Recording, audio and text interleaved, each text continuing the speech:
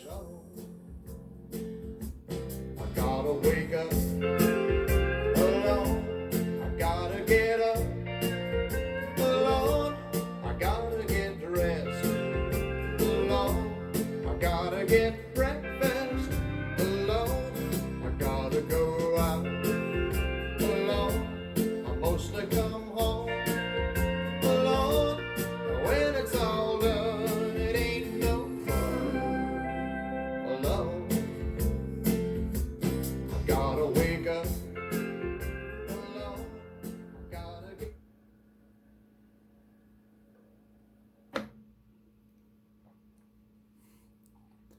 Hello again, and welcome back to my channel.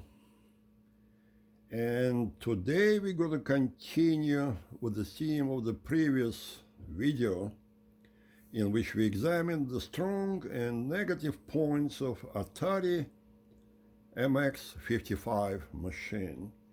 As I mentioned before, this is a very nice machine overall, but one of my regrets was it was limited to 15 inches per second.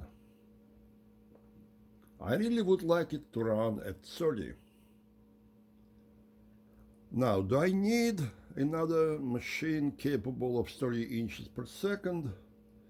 Not really. I have plenty of other machines. But just looking at this very nice piece of machinery being limited to 15 inches kind of leaves me with very uneasy feelings. I think the mechanics of this very fine piece should be perfectly capable of running at high speed and hopefully producing much better sound.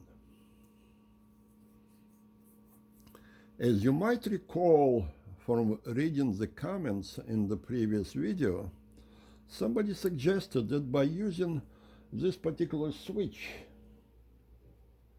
you should be able to increase the speed at which the machine is running. Yes, it works that way. So using this switch in conjunction with this adjuster, I was able to set the speed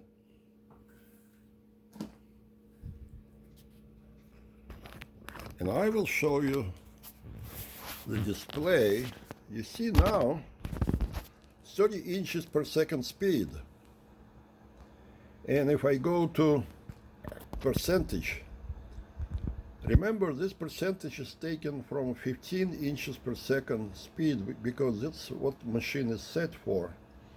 So it says 100% higher speed, which again is exactly 30 inches per second. Now, what happens if you go to low speed? You see, now you get 100% from 7.5 inches per second, which is the former low speed on this machine. And now this machine will run at 15 inches per second. So by doing this adjustment, this particular switch, and then this multi-turn path, using the test tape, I was able to set the speed right where I wanted it. So now the machine switches between 30 and 15 using the same speed switch. This should be set to high, to large size. So that's manageable. It's not perfect, because one thing that happens here is when you go to the time mode, the time at high speed will still be indicated as if the machine was running at 15 inches per second. So you have to mentally divide this time by factor of 2. Okay, that's okay. It's a minor inconvenience. But the machine now is running at 2 higher speeds. That's not a problem.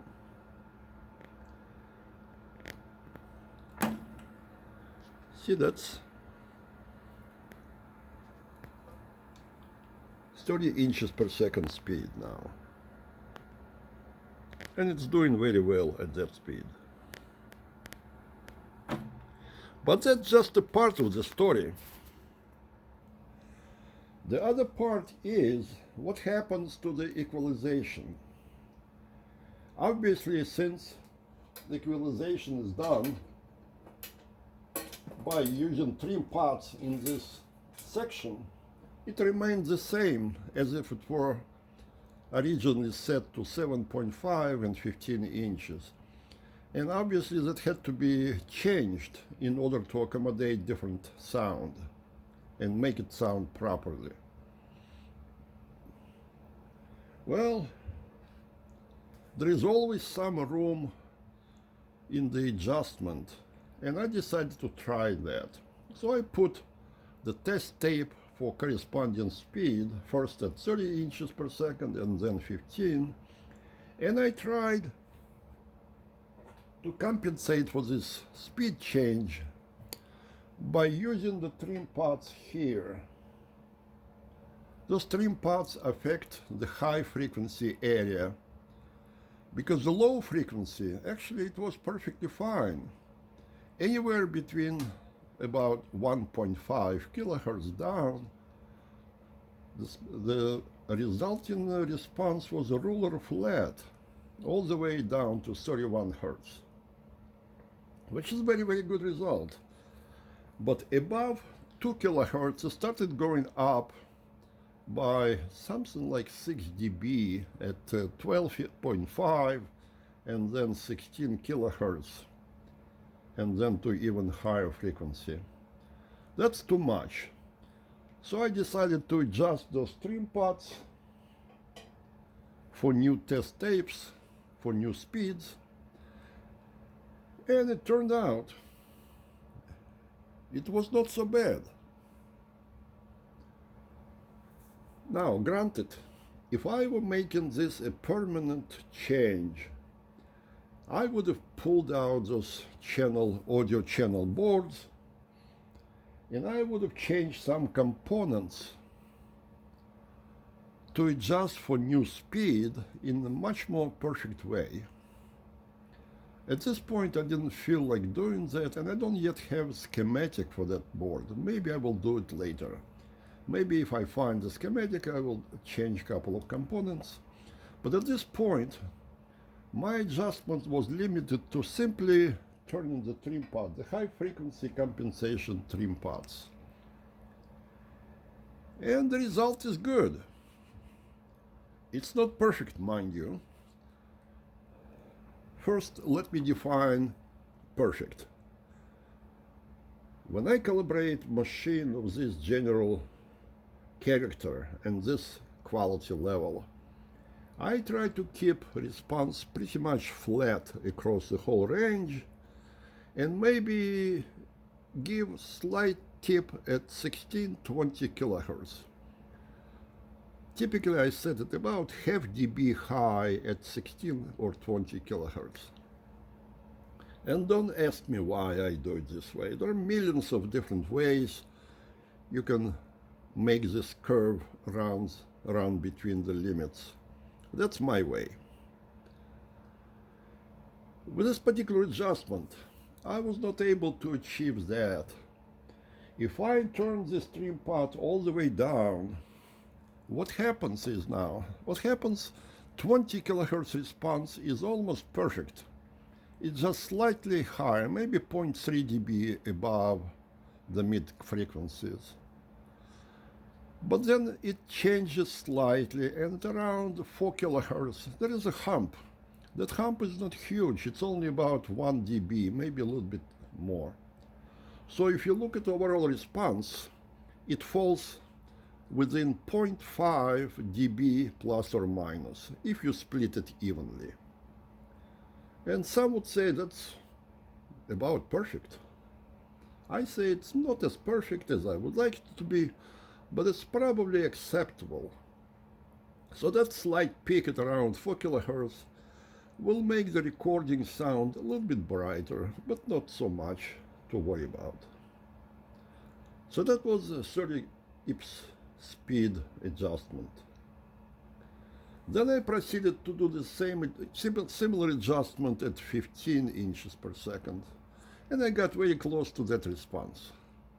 Also about 1 dB rise at 4 kilohertz, but near perfect at top and bottom of the range. And that's what I have at the moment. And having done that, I now have yet another high-speed machine in my stable. This one is only capable of two speeds, 15 and 30 inches per second. If I move the switch to its previous position, it returns to two lower speeds, to 7.5 and 15. But at this point, its EQ equalization will be totally off, because right now it is set for higher speeds. So that's basically the conundrum I have here. You only have two EQ choices. So you can either allocate it towards high speeds or towards lower speeds. And at this point, I set it for high speeds. Do I need another machine with this type of capability? Maybe not. But it is an interesting exercise. And of course, the proof is in the sound. And for this test, I reached for one of my favorite 30-inch per second master studio tapes. And those are indeed the real studio master tapes. It's a long story how I got them, but basically the bottom line is on this particular tape, there are 4 country songs, which I like very much. It has very good performance, and you already heard the first one, but we're gonna listen to a couple more. And is this the best sound I get at 30 inches per second in my collection? Probably not, because remember I have also a number of outboard head preamps. And most of them are capable of 15 and 30 inches per second speed equalization. So my guess is those head preamps, external head preamps, will probably beat this machine in sound quality. But that's okay. I have other machines where the 30 IPS per second capability is completely internal. For example, the Sony APR 5003, it's calibrated to 30 inches per second and produces very, very respectable sound without any help from an external preamp.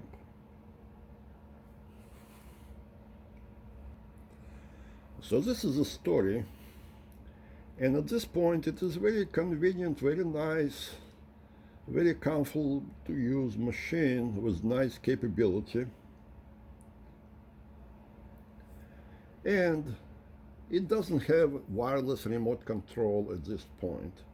I do have remote control capable of driving this machine, but it's now connected to my MTR, and it takes quite an effort to get behind it and disconnect it from there. So for now I have to operate it manually, which is a minor problem.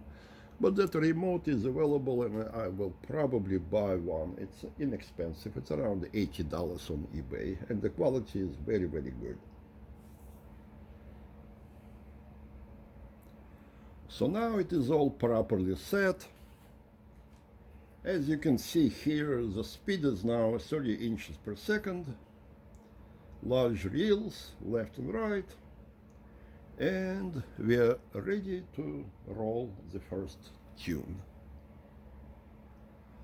You can see the white leader separating the songs, and it is perfectly cued at this point. So let's give it a listen.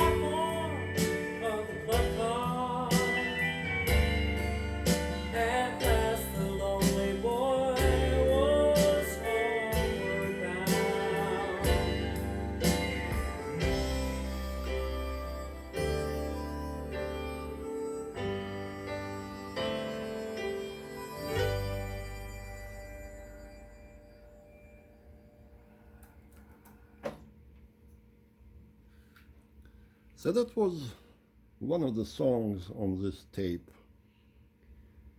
I think the sound is actually quite good. I still would like to compare it against my best possible 30 inches per second playback system. And one of them will be this Ampex ATR 102, which has been perfectly refurbished by Dan Labrie in Philadelphia. I have other machines as well, but for example, the one on the right, you can only see a portion of it under the box, but that one uses the external tape preamps. You can see this preamplifier module right below the main machine body. So that one is capable, it's all tube design, capable of 15 and 30 inches per second. And my guess is it's probably going to exceed the sound quality of the Otari. But the beauty of the Otari is in its one-piece construction. You don't have to fool around with multiple boxes. It is all together. You just press the button and go. And that's what we're gonna do now. We're gonna listen to another song on the same tape. I presume it's the same musicians, but I don't know who they are. And nobody has been able so far to identify them. There must be some local musicians somewhere in the South. Okay, let's listen.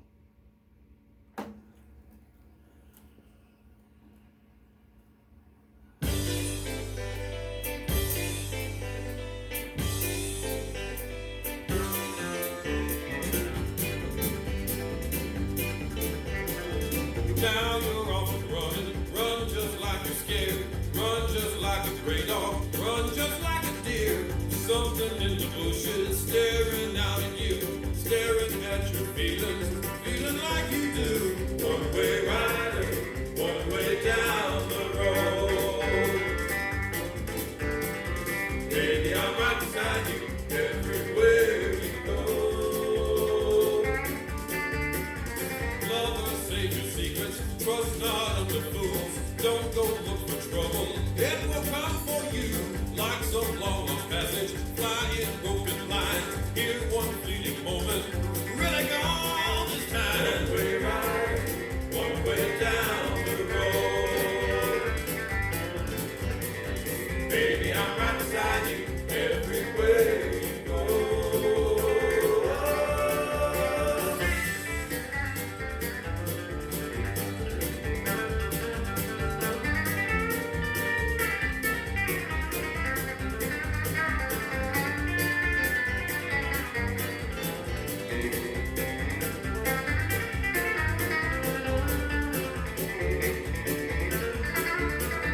Once upon a victim, circumstances do tend to take a hold on everything you do.